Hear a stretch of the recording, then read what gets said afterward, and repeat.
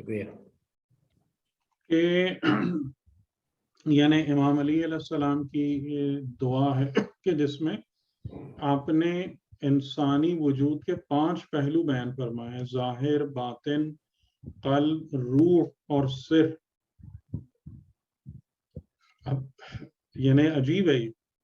تو اس طریقے سے جو چیزیں ہیں نا کہ لیکن قرآن کریم میں کچھ آیتیں ایسی ہیں کہ جو بہت ہی مضبوط دماغ اور گہری معرفت مانگتی ہیں، لیکن زیادہ تر باتیں جو کی گئی ہیں نا وہ اس طریقے سے کی گئی ہیں کہ ہر ایک کو سمجھ میں آئے، اور وہاں سے آپ کے لیے دروازے کھل جائیں، آپ کو رستے مل جائیں اگر آپ گہرائیوں میں جانا چاہتے ہیں تو یہ بات سمجھنا بہت ضروری ہے.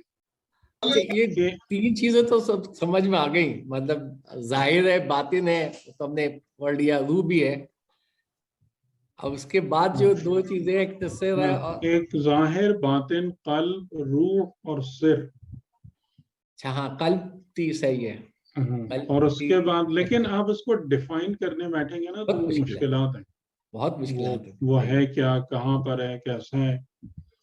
تو یہی میں کہہ رہا ہوں کہ اس بات کو بھی اپریشیٹ کرنا ضروری ہے کہ یعنی جس انداز سے بات کی جاتی ہے وہ عام طور سے عام فہم انداز سے گفتگو ہوتی ہے، لیکن اس کے اندر بہت ساری گہرائیاں ہوتی ہیں کہ جو سمجھدار اور عقل مند اور لائق افراد کے لیے وہ دروازے بھی کھلے ہوتے ہیں کہ اگر آپ ایک صحیح طریقے سے صحیح اپروچ کے ساتھ آگے بڑھیں گے چیزوں کو سمجھتے ہوئے تو آپ اس کی گہرائیوں میں بھی جا سکتے ہیں.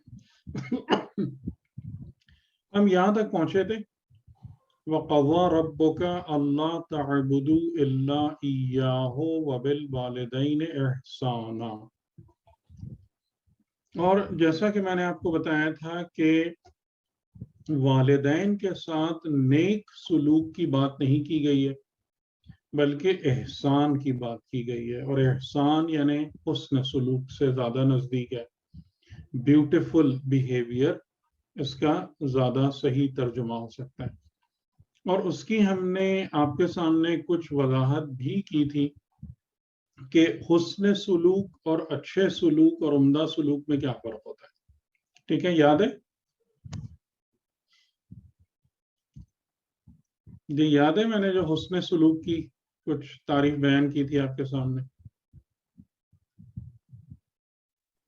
جی سر، جی والدین کے ساتھ حسن سلوک کو آپ نے اس کی سیمپل دیتے ہوئے بیان کیا تھا.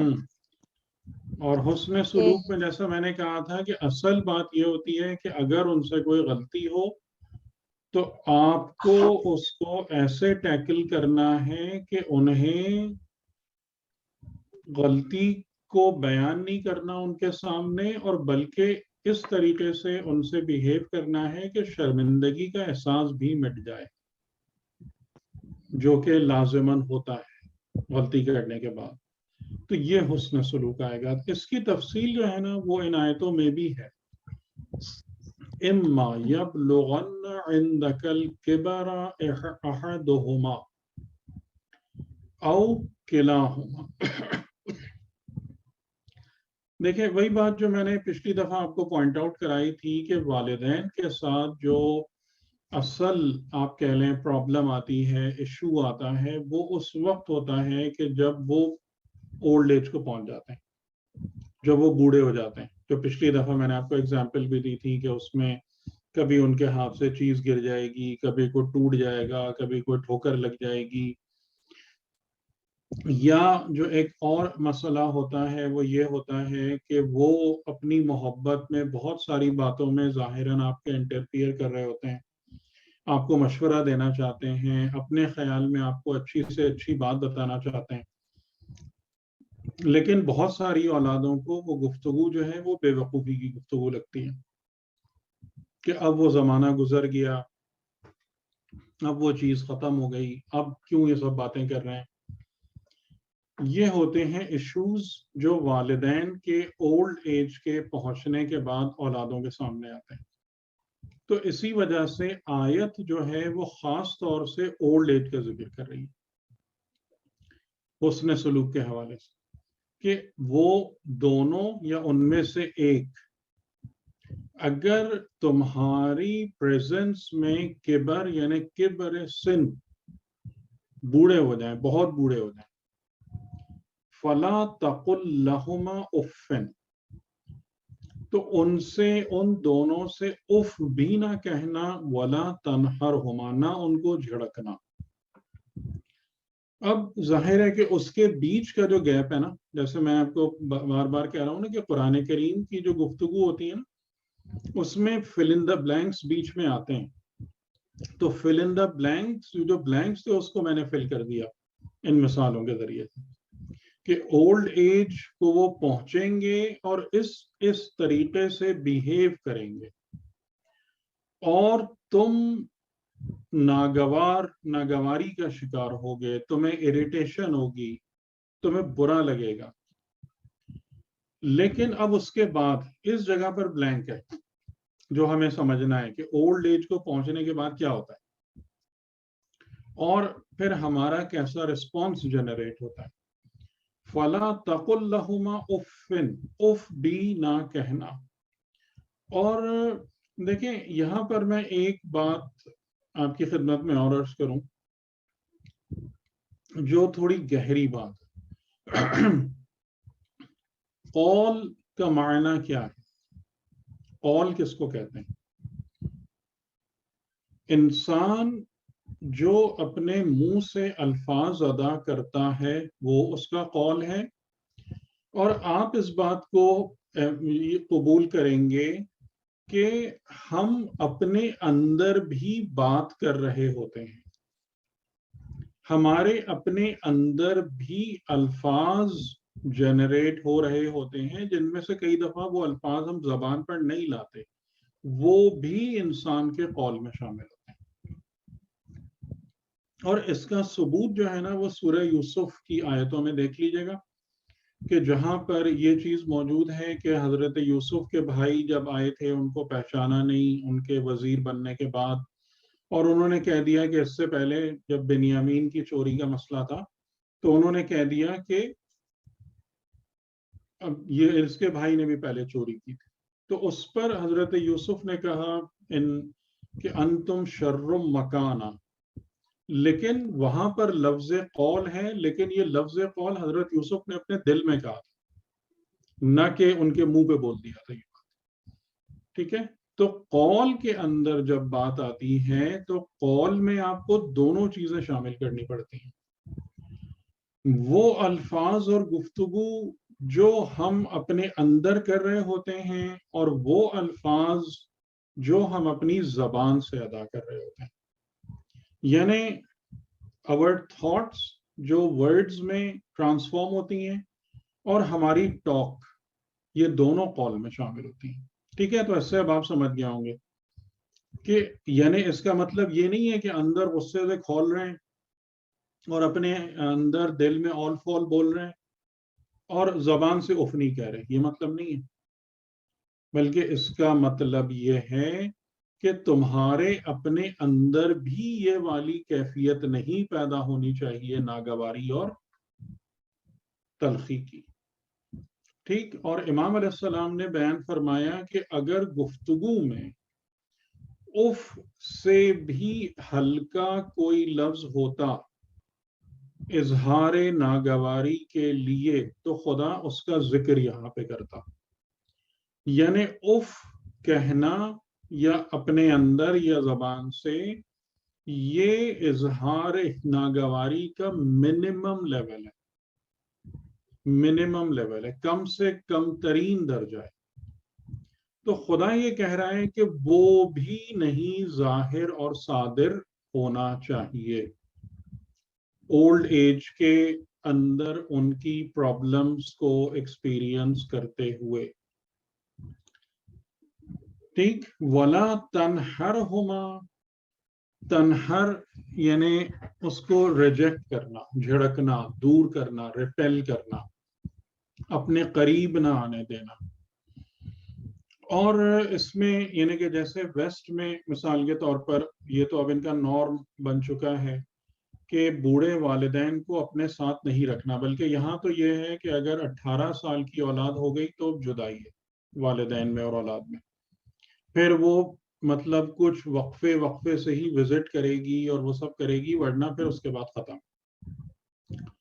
تو ہمیں جس بات کی نصیحت کی جا رہی ہے اخلاق قرآنی کے عنوان سے، وہ یہ ہے کہ انہیں اپنے آپ سے دور نہیں کرنا ہے، ریجیکٹ نہیں کرنا ہے ان کو کہ ارے بھائی یہ تو مصیبت ہے، ان کو ساتھ رکھنا پرابلم ہے، ہر وقت کوئی نہ کوئی مسئلہ کھڑا ہوتا رہتا ہے، ان کو الگ گھر دلا دو، ان کو اپنے سے دور کر دو، یا ان کو کسی کمرے میں بند کر دو، ان کو ہدایت دے دو کہ پلیز آپ ذرا اپنے کمرے سے باہر کم نکلا کریں، یا ایٹ لیسٹ جب گھر میں کام کاج ہو رہا ہو تو کم نکلا کریں۔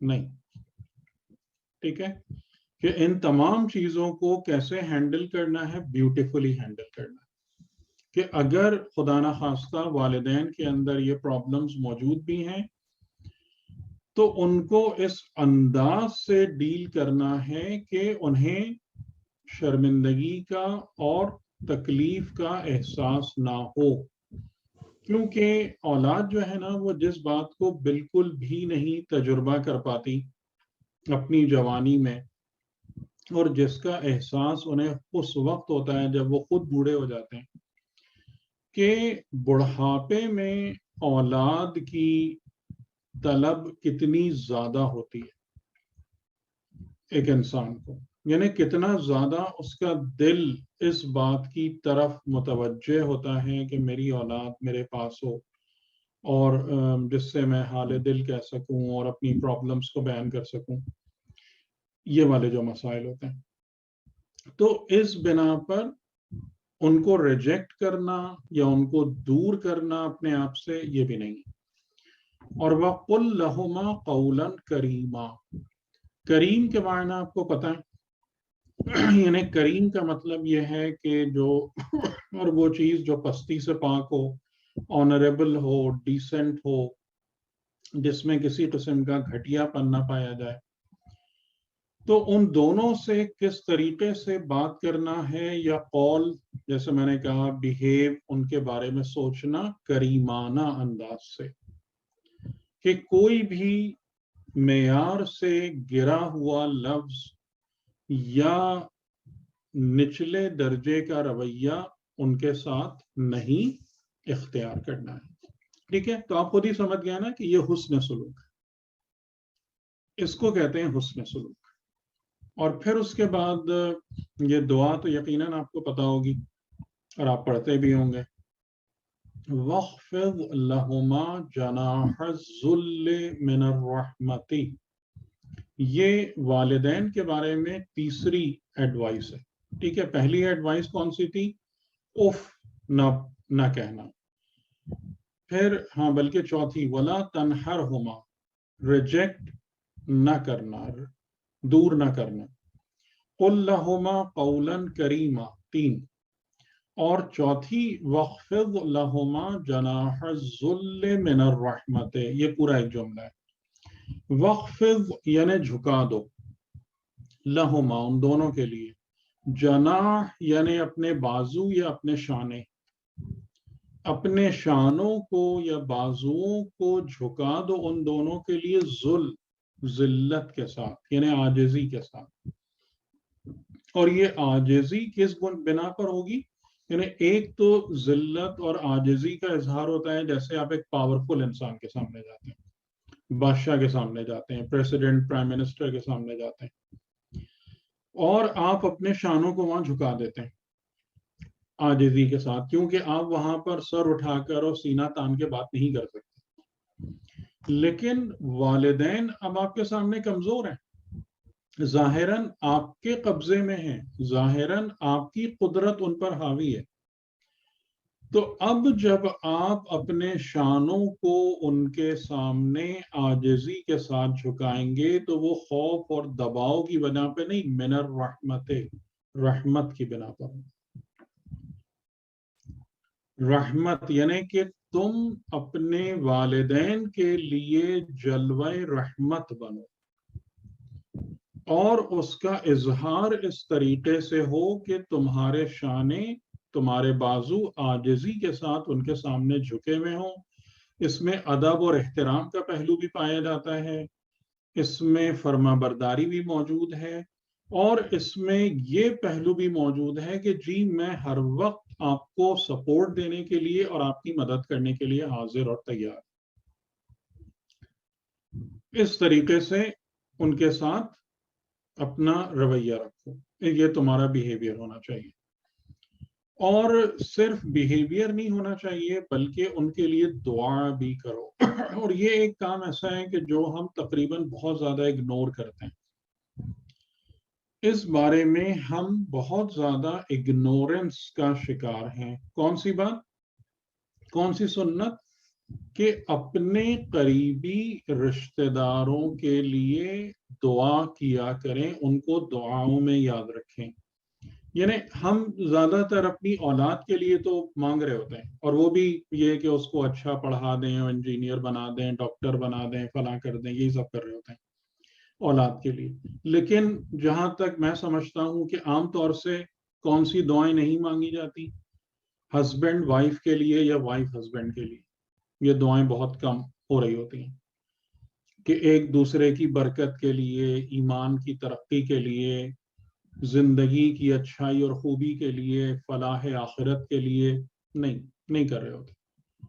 یا اسی طریقے سے بہن بھائی آپس میں کم کرتے ہیں. آپ لوگ مجھے بتائیے گا کہ میری یہ آبزرویشن درست ہے یا غلط ہے، کہ بہن بھائی آپس میں ایک دوسرے کے لیے بہت زیادہ دعا نہیں کر رہے ہوتے.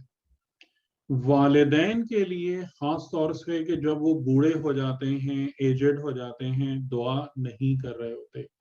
بلکہ میں آپ کو ایک چھوٹا سا واقعہ سناؤں کہ ایک شخص چوتھے امام کے پاس آیا، آپ کے ملنے والوں میں سے تھا یا ساتھ میں سے تھا، اور اس نے کہا کہ یا حضرت میری ماں بہت بوڑھی ہے اور میں اس کی اتنی خدمت کرتا ہوں اور اس کی ساری ضروریات پوری کرتا ہوں اور اس کے مطلب اس کو نہلاتا دھلاتا ہوں تو کیا میں نے اس کی بچپن میں جو انہوں نے میرے ساتھ احسان کیا تھا، جو ورڈ یہاں پہ موجود ہے کما ربیانی صغیرا، کیا میں نے اس کا حق ادا کر دیا؟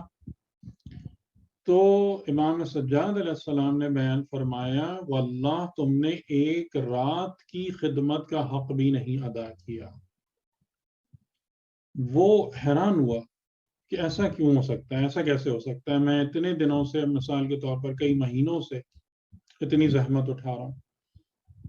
تو امام علیہ السلام نے کہا کہ تمہاری ماں جب تمہارے پیچھے جاگتی تھی اور تمہاری خدمت کرتی تھی تو وہ تمہاری زندگی کی امید میں یہ سارے کام کرتی تھی کہ میرا بیٹا بڑا ہوگا، پھلے پھولے گا، جوان ہوگا، اچھی زندگی گزارے گا، اس کے لیے میں کنٹریبیوٹ کروں.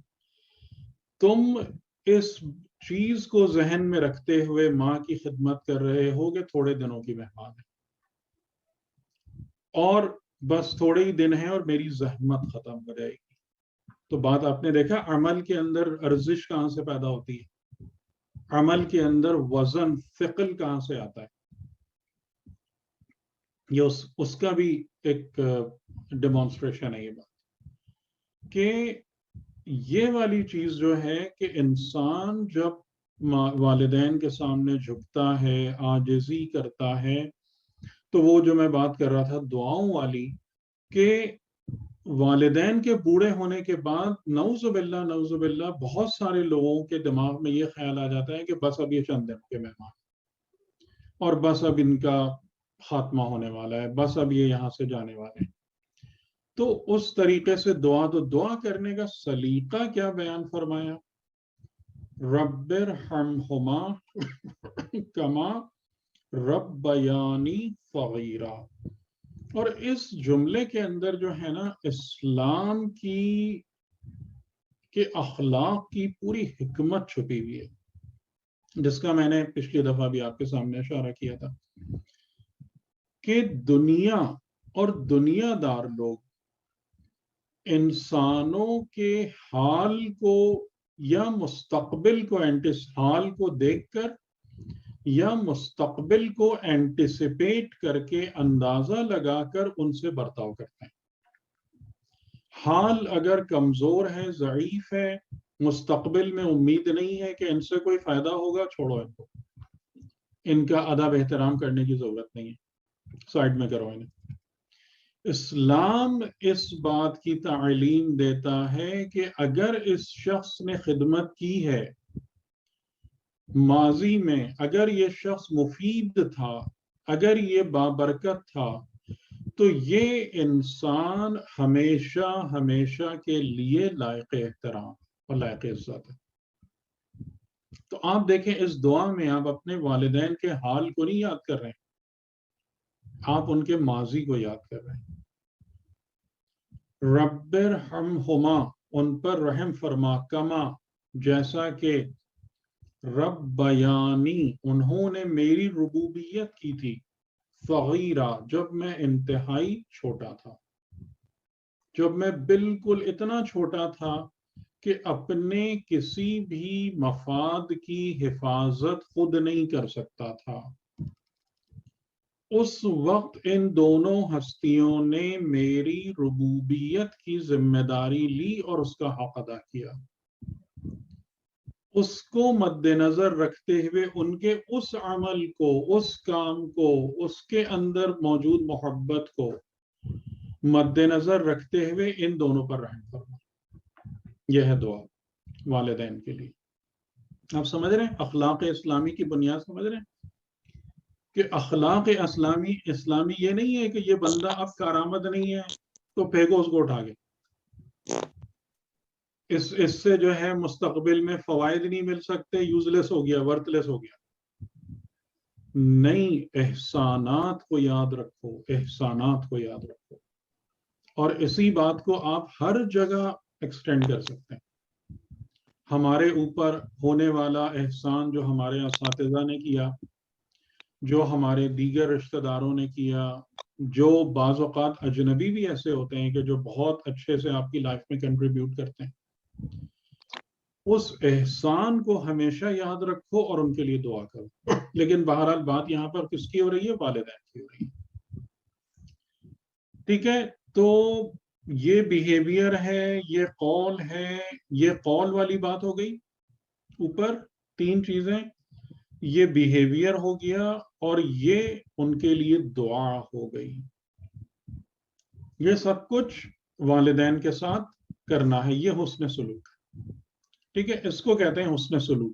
وبالوالدین احسانا، ربکم اعلم بما فی نفوسکم، تمہارا رب اس بات کا بہت اچھے طریقے سے عالم ہے جو کچھ تمہارے نفوس میں ہے. اب آپ مجھے بتائیں کہ بات عمل سے صفت کی طرف جا رہی ہے نہیں جا رہی؟ جی بتائیں. جی سر بالکل صفت ڈیولپ ہو رہی ہے. صفت کی طرف جا رہی ہے نا؟ جی بالکل. کہ اب خدا کیا کہہ رہا ہے کہ تمہارا رب اس بات کا عالم ہے جو تمہارے نفوس میں، یعنی ہماری نظر کس پر ہے؟ ہماری نظر تمہارے ظاہری کاموں پہ نہیں ہے، تمہارے نفوس پر ہے. ما فی نفوسکم، ما یعنی جو، فی یعنی انسائیڈ، نفوسکم تمہارے نفوس. تمہارا رب اس کا بہت اچھے طریقے سے عالم ہے. ان تکونوا صالحین، اگر تم صالحین ہو، یعنی یہ تمام کام سلوک کے ساتھ کر رہے ہو، صالحیت کے ساتھ کر رہے ہو. صالحیت کا مطلب کیا ہوتا ہے؟ صالحیت کا معنی یہ ہے کہ انسان کا عمل اصلاح کی نیت سے ہو اور اصلاح جنریٹ کرے. یہ عمل صالح ہوتا ہے. عمل صالح یہ نہیں کہ آپ کہ میں نے نماز پڑھ لی، نماز پڑھ لی عمل صالح نہیں ہے، بلکہ اس عمل کے بنا پر آپ کے لیے، دوسروں کے لیے صلاح اور فلاح جنریٹ ہو، تب وہ صالحیت ہے. اور پچھلی دفعہ میں نے آپ لوگوں کو سنایا تھا نا سورۃ الماعون، یہ نہیں سنایا تھا؟ اچھا آپ سے ابھی بات نہیں ہوئی ہے، پہلے سنائی تھی سورۃ الماعون؟ نہیں سر. نہیں سنائی تھی، ٹھیک. نہیں. تو وہاں پر ہم اس کو دیکھیں گے ٹھیک ہے. اگر تم صالحین ہو، اب مجھے یہ بتائیں کہ صالحیت صفت ہے یا عمل ہے؟ صفت ہو گئی. صفت ہو گئی. تو قرآن کے بات کرنے کا انداز سمجھ میں آ رہا ہے کہ دیکھیں یہ تمام کی تمام باتیں وبالوالدین احسانا اور اس کے بعد اس کی عملی ڈیٹیل، لیکن بات جب کنکلوڈ ہو رہی ہے نا تو وہ اس جگہ پر ہو رہی ہے کہ جو بھی تمہارے نفوس میں ہے وہ خدا کے علم میں ہے اور اچھے طریقے سے علم ہے. تو یعنی کہ جو تمہارے نفس میں ہے خدا کی بارگاہ میں اہمیت اس کی ہے. ان تکونوا صالحین، اگر اس میں صفت صالحیت پائی جاتی ہے، اگر وہاں پر صفت صالحیت پائی جاتی ہے، فَإِنَّهُ كَانَ لِلْأَوَّابِينَ غَفُورًا، تو پس بے شک وہ یعنی خدا اوابین، اوابین کس کو کہتے ہیں؟ توبہ یا اوب یعنی پلٹنے کو کہتے ہیں. ٹھیک ہے. اواب بہت زیادہ پلٹنے والا، یعنی وہ لوگ جو بہت زیادہ خدا کی طرف پلٹنے والے ہیں ان کے لیے خدا بھی بہت زیادہ مغفرت کرنے والا ہے، کیونکہ یہ غفور ہے. غفور یعنی بہت زیادہ مغفرت، خالی نارمل مغفرت نہیں، زیادہ مغفرت. کہ تم جتنا زیادہ، یعنی اس کا مطلب کیا ہوا، تھوڑا سا اس کو پریکٹیکل اس میں دیکھیں کہ جب بھی والدین کے ساتھ کوئی آکورڈ سچویشن آئی اور ان دا ہیٹ آف مومنٹ کوئی لفظ یا قول ہمارے اندر بنا اور زبان پر آنے کے لیے مچلنے لگا کہ کچھ منہ سے نکل جائے، ہمارے حرکات و سکنات سے کچھ غصہ ظاہر ہو جائے، تو اس وقت اگر انسان میں صالحیت ہے تو پھر کیا ہوگا؟ فوراً اس کا نفس خدا کی طرف پلٹے گا اور وہ اس بات کو ریئلائز کرے گا کہ اس موقع کے لیے خاص طور سے خدا نے مجھے نصیحت اور ہدایت کی، کہ قرآن کی آیت جو ہے وہ اس موقع کے لیے کہ جب والدین اولڈ ایج پر پہنچ کے کوئی نہ کوئی ایسی چیز ہو جائے کہ جو ہمارے لیے پرابلم ہو، اس وقت کیا کرنا ہے. کتاب خدا نے اور خدا نے ہمیں اس بات کو کلیئرلی بیان کیا ہے کہ کیا کرنا ہے اس وقت. تو انسان یہ اواب ہے، فوراً اس کا نفس پلٹے گا خدا کی طرف، اسے وہ خدا کی بات یاد آئے گی اور وہ اپنے آپ کو کریکٹ کر لے گا. تو اسی بنا پر خدا کیا کہہ رہا ہے؟ غفور،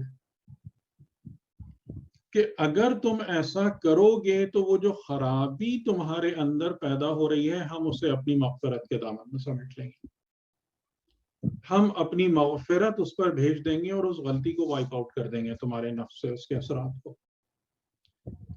تو لیکن اب آپ خود اس چیز کو دیکھیں کہ اب بات جنرلائز ہو گئی ہے. اب یہ فقط والدین کی حد تک تو نہیں ہے نا، یہ والی جو بات ہے یہ تو ہر جگہ اپلیکیبل ہو رہی ہے کہ خدا جو ہے وہ تمہارے نفوس پہ نظر رکھتا ہے، وہاں پر کیا ہے، وہاں پر کیا پل رہا ہے، وہاں پر کیا بن رہا ہے. اور جو میں نے شروع میں آپ کو بتایا تھا کہ شاکلہ خلق، اس کی کیا حالت ہے. تو اگر تم نے اپنے اندر صفت صالحیت پیدا کی، اگر تم صالحین ہو تو لازمی تمہارے اندر کیا کوالٹی ہوگی کہ جب بھی غلطی کی طرف تمہارا رخ ہوگا اس وقت فوراً یہ صالحیت تمہیں واپس لوٹائے گی اللہ کی طرف، یعنی صفت اوابین، اللہ کی طرف پلٹنا، خدا کی طرف رجوع کرنا. اور خدا کی طرف رجوع کرنا تمہیں نفس امارہ کے شر سے یا شیطان کے شر سے باہر نکال لے گا، اور جو ایک خطا والے اثرات پیدا ہو رہے تھے اس کی ہم مغفرت، کیونکہ ایسے لوگوں کے لیے ہم غفور ہیں کہ جن کے اندر جب غلطی والی ٹینڈنسی بلڈ ہوتی ہے، ڈیولپ ہوتی ہے، اور پھر وہ ہماری طرف رجوع کرتے ہیں اور ہماری بات کو یاد کرتے ہیں، تو ایسے لوگوں کے لیے ہم بہت زیادہ مغفرت کرنے والے ہیں۔ اور مغفرت کا معنی میں نے آپ کو بتایا تھا پہلے، یا آپ کو پتہ ہے؟ اگر پتہ ہے تو آپ بتا دیں۔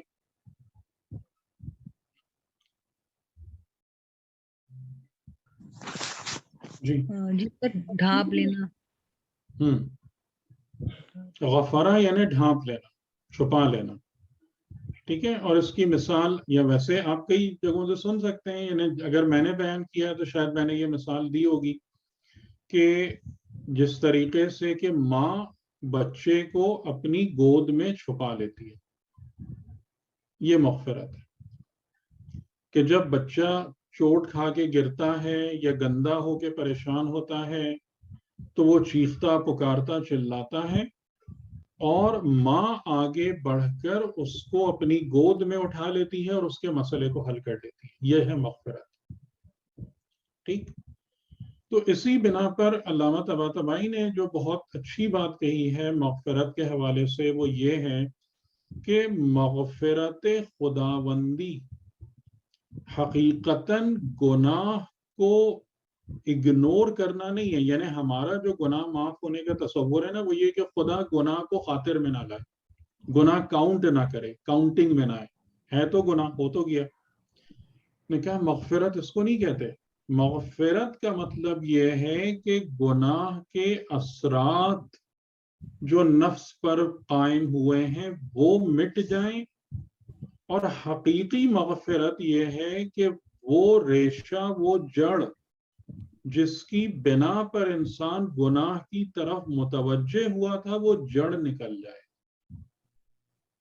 تو خدا اس اعتبار سے غفور ہے، یہ مغفرت و رحمت الہی ہے۔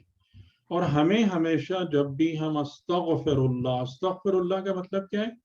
کہ میں تیری مغفرت کو چاہتا ہوں، تلاش کرتا ہوں، تمنا کرتا ہوں کہ تیری مغفرت میرے شامل حال ہو جائے۔ تو اس مغفرت میں اس بات کو ذہن میں رکھیے گا کہ غلطی کے اثرات نفس میں سے محو ہوں، اور جن نفس کی خراب صفات کی بنا پر یہ غلطی میرے اندر سے پھوٹی تھی، وہ جڑ نکل کے مجھ سے دور ہو جائے۔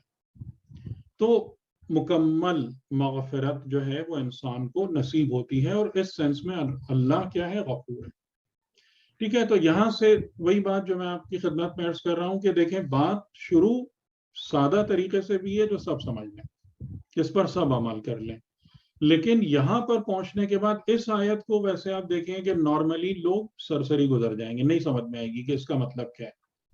ابھی تو والدین کی خدمت کی بات ہو رہی تھی، ابھی تو ان کے لیے دعاؤں کی بات ہو رہی تھی، یہ بیچ میں کیا آ گیا؟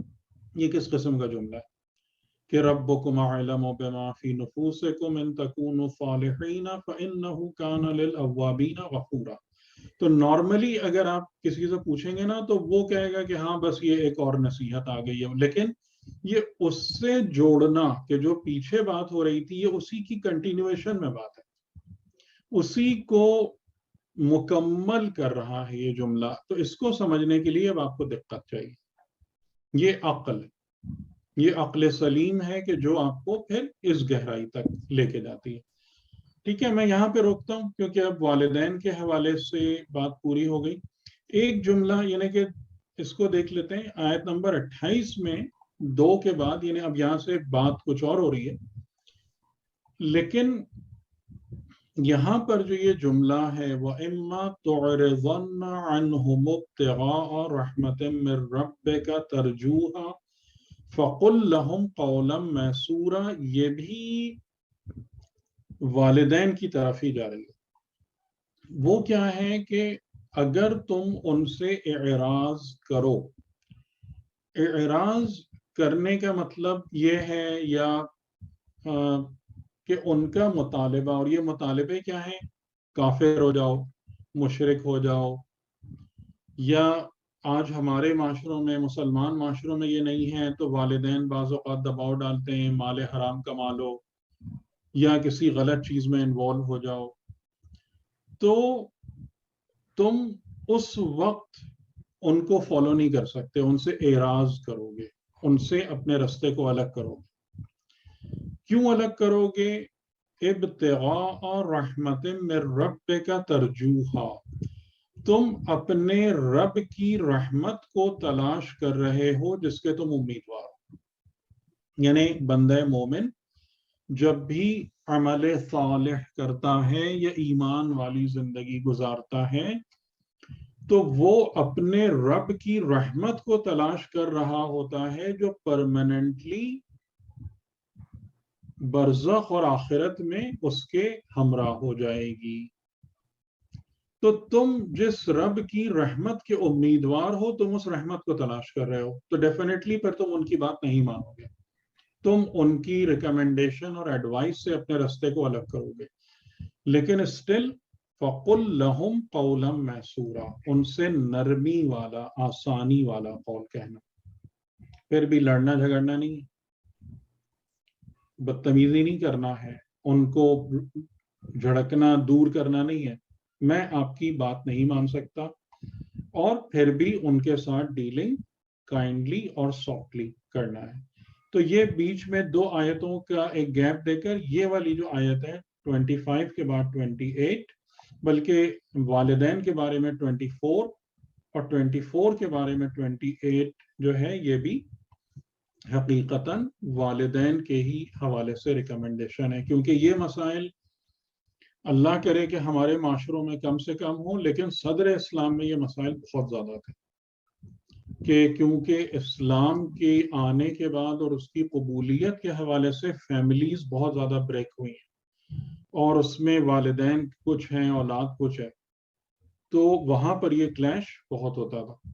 تو اس کے حوالے سے بھی خدا نے یہ نصیحت کی ہے مومنین کو کہ آپ ظاہر ہے کفر و شرک کے حرام کے رستوں پر ان کو فالو نہیں کر سکتے، لیکن آپ اس وقت بھی ان سے بدسلوکی نہیں کریں گے، بدتمیزی نہیں کریں گے، ان کو جھڑکیں دور کرنا یہ سب نہیں کریں، نرمی سے بات کریں گے اور اچھے طریقے سے ان سے ڈیلنگ رکھیں گے. اور آبویسلی پھر موت کے بعد ایک لحاظ سے جدائی ہے.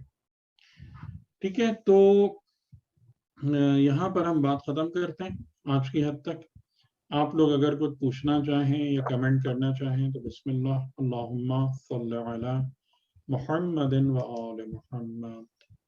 سر میں اصلاح کے حوالے سے تھوڑا سا پوچھنا چاہوں گی مزید کہ آپ نے یہ بتایا کہ عمل صالحیت کے ساتھ ہو اور اصلاح کی نیت سے اور اصلاح جنریٹ بھی کرے.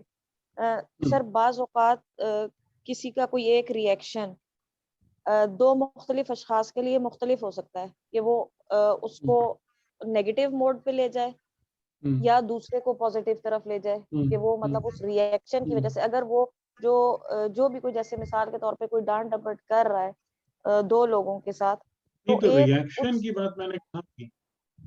لوگوں کے ریئیکشن کی بات میں نے کب کی؟ نہیں سر، میں اصلاح جنریٹ کرنے کے حوالے سے پوچھنا چاہ رہی تو تھی. آپ کا مطلب معذرت کے ساتھ آپ کا ذہن غلط سمت میں جا رہا ہے.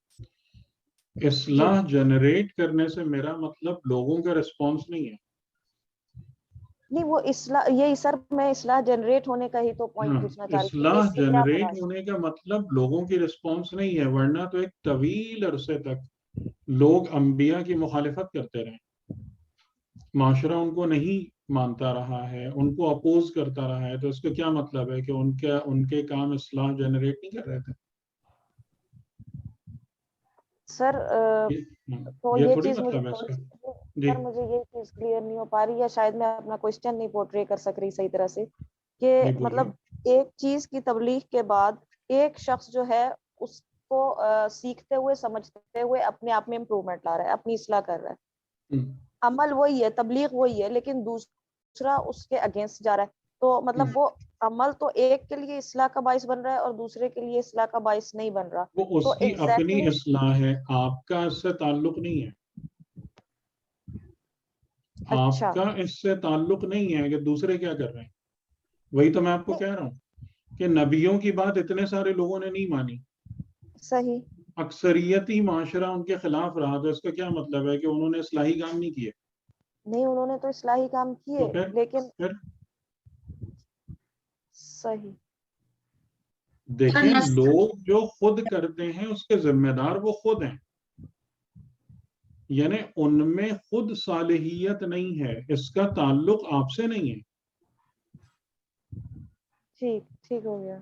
اس کا تعلق آپ سے نہیں ہے، یعنی کہ آپ نے جو بنیادی طور پر آپ کے اندر جو صفت صالحیت ہے اس کی بنا پر آپ نے ایک چیز سامنے رکھی، اور اگر وہ واقعی صالحیت کے ساتھ پیش کی گئی ہے تو خدا اس کو ضائع نہیں ہونے دیتا، وہ کسی نہ کسی طریقے سے یوزفل ہوتی ہے، یوزفل رہتی ہے، یوزفل وے میں کنٹریبیوٹ کرتی ہے، آگے جاتی ہے، اور یہ آپ خود دیکھ سکتے ہیں. یعنی اور یہ والی جو باتیں ہیں کہ بعض اوقات کتنے ایسے لوگ ہوتے ہیں کہ ایون ان کے مرنے کے بعد ان کے کیے ہوئے کاموں کے اچھے نتائج سامنے آتے ہیں. جی.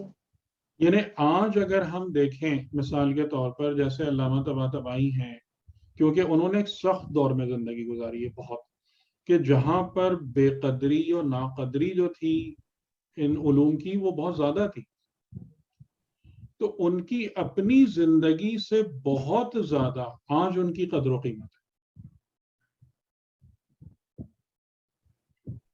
ان کی اپنی زندگی سے بہت زیادہ آج ان کی قدر و قیمت ہے. ایسے ہی بہت سارے افراد ہیں. تو یعنی کہ جو صالحیت کی صفت انسان کے اندر ہوتی ہے نا، اور انسان کو خود پتا ہوتا ہے کہ میں کیا ہوں، میرے اندر فتنہ ہے، فساد ہے یا صالحیت ہے، اور میں ہر کام کیوں کر رہا ہوں، خدا اس کو نہیں ضائع کرنے دیتا. آپ اپنی زندگی میں بھی اس کے اصلاحی اثرات کو دیکھیں گے، چاہے چھوٹے سے اسکیل پر ہو، اور وہ چیز گرو کرے گی، وہ آگے جاتی ہے انسانوں کے مرنے کے بعد. اور ایسی بہت مثالیں موجود ہیں جی. تو دوسرے کیا کر رہے ہیں وہ ان کی اپنی صحیح. صالحیت سے متعلق ہے، آپ سے نہیں. نہیں سر، اپنے آپ کو اس جگہ پر رکھتے ہوئے بات کر رہی تھی میں. بہرحال وہ میں میرے خیال ہے اپنا صحیح پوائنٹ آف ویو نہیں پیش کر سکی. بہرحال چیز کلیئر ہو گئی ہے. جی.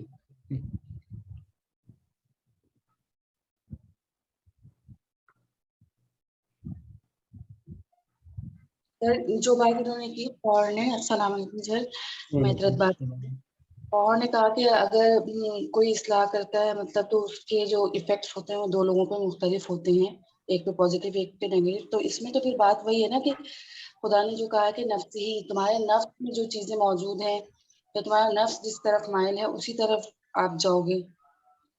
تو یہی تو یہی میں بات کہہ ہے رہا نا. ہوں نا کہ یہ چیز، یہ صالحیت اس بندے کی ہے، اس کا آپ کی صالحیت سے تعلق نہیں ہے. میں یہی بات سمجھانا چاہ رہا ہوں کہ اگر آپ نے ایک صالح عمل کیا یا اس بنا پر کوئی چیز سامنے رکھی اور دوسرا آپ کو اپوز کر رہا ہے، تو اس کا تعلق اس کے اپنے صالح ہونے سے، نہ کہ آپ کے. یہ اس بات کو سمجھنا. اور آپ کی صالحیت کی بنا پر سب سے پہلی بات تو یہ کہ آپ کے اپنے اندر جو سکون ہے اور اطمینان ہے، جو اصل انسان کا سرمایہ ہے، کیونکہ اصل انسان کا سرمایہ تو اس کا اپنا خلق ہے نا، باقیوں سے تو مطلب نہیں ہے. تو وہ تو آپ کا سرمایہ بن ہی رہا ہے، یعنی اس میں اضافہ تو آپ دیکھیں گے ہی دیکھیں گے، لیکن خدا اس چیز کو ضائع نہیں ہونے دیتا معاشرے میں بھی، اور کسی نہ کسی طریقے سے اس کے نیکی والے اثرات باقی رہتے ہیں اور پروپیگیٹ کرتے ہیں. یہ بات میں کر رہا ہوں.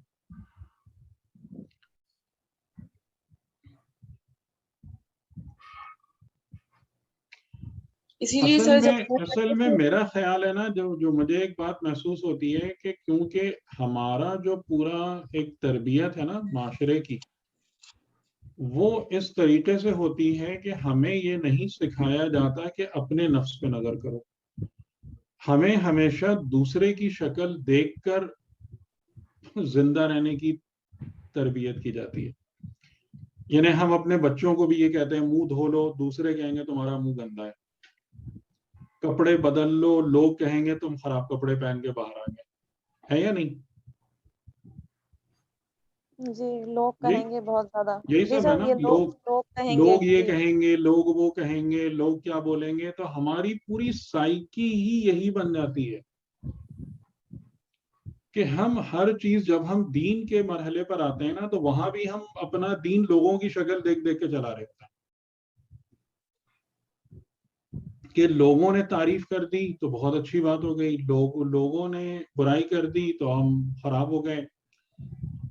بہت سارے لوگ میری تقریر کو سننے آ گئے تو میری تقریر بہت بالا اور اعلیٰ ہو گئی. 5 آدمی بیٹھ گئے میری تقریر سننے کو تو فلاپ ہو گئی. یہ ہے ہمارے کرائٹیریا. بتائیں غلط کہہ رہا ہوں, صحیح کہہ رہا ہوں؟ جی سر. سر اسی لیے جب کہا جاتا ہے کہ اصلاح کے لیے نکلے تو سب سے پہلے اپنے اصلاح کی طرف توجہ دیں, معاشرہ کو. جبکہ قرآن کریم جو ہے وہ بات بالکل الگ کر رہا ہے. ابھی آپ نے دیکھا نا آپ کی آیت میں کہ ربکم اعلم بما فی نفوسکم,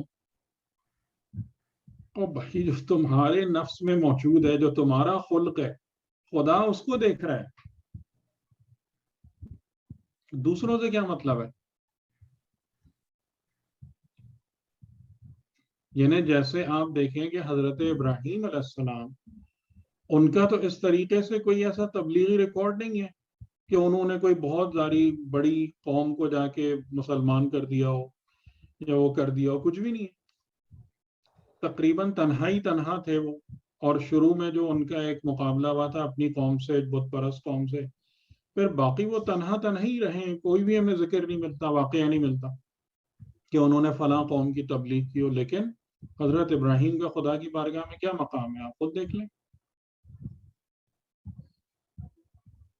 ان کے تمام کام اور ان کی تمام چیزیں خدا کی بارگاہ میں کس قدر پسندیدہ اور مقبول ہیں. تو اس کا مطلب یہی ہے کہ آپ سارے کے سارے کام جب کریں گے, راہ خدا میں قیام کریں گے یا ایفرٹ کریں گے, تو وہ الٹیمیٹلی آپ کی اپنی ذات کی طرف پلٹتا ہے. لوگ مانیں نہیں مانیں وہ ان کے اپنے وہ ہیں معاملات ہیں, یا خدا کے معاملات ہیں, کیونکہ ہدایت خدا کی طرف سے آتی ہے. خدا ان کو کیوں ہدایت نہیں دے رہا, ہدایت دینے کے قابل کیوں نہیں سمجھ رہا, اب یہ اس کی مصلحت ہے, اس کی حکمت ہے, وہ جانتا ہے. تو یہ جو لوگوں کا چکر ہے نا, اس سے باہر آنا بہت ضروری ہے, ورنہ پھر کوئی دین نہیں ہے. یہ بات ذہن میں رکھیے گا, کوئی دین نہیں ہے. وہ دین کے نام پر خالی ایک گورکھ دھندا ہے اور کچھ نہیں ہے, اس کا کوئی فائدہ نہیں ہے. وہ دین جو ہر وقت دوسرے کا منہ دیکھتا رہے, کیوں کوئی دین نہیں ہے.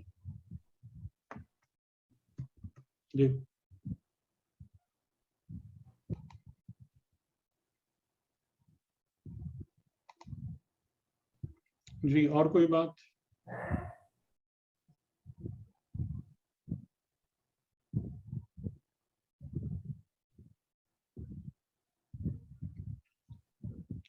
اچھا ٹھیک ہے, پھر آج کی حد تک مکمل گفتگو. جی سر کلیئر ہو گئی ہیں کافی چیزیں. نہیں میں کہہ رہا ہوں کسی اور کا کوئی سوال تو نہیں ہے؟ شہزاد صاحب آج ہیں نہیں؟ جی سر میں ابھی دوبارہ جوائن کیا, تھوڑا مس کر دیا میں بیچ میں, دوبارہ سنوں گا اس کو. میں آ گیا. چلیں تو میں یہ کہہ رہا تھا کہ اس میں آج پھر ہم کنکلوڈ کریں.